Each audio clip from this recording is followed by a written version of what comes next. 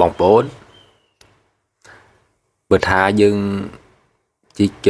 លៀនដ្ឋានឬតាំងសេស្អីហ្នឹងបើយើងយកម៉ាស៊ីនមកដូចជាវាលឿនជាងតើបងប្អូនហើយវាស្អាតជាងទៀតហើយបានការជាងទៀតហើយវាពេតអស់ប្រហែលដែរបងប្អូនវាបងតាសាំងបងតាខ្លាញ់បន្តិចបន្តួចទុកពេលតំណេនោះទាហានតង់ហាត់ក្បួនហាត់ក្បាច់ទុកច្បាំងគ្នាណាអានោះវាល្អជាងតាមខ្ញុំអញ្ចឹងអាមិចមេដឹកនាំគេមិនធ្វើអញ្ចឹងគេឃើញយើងដូចជាទាហានខ្មែរមានតម្លៃហើយវាមិនជឿនលឿនទេបងប្អូនតាមខ្ញុំអញ្ចឹងហើយតាមបងប្អូនមិនណា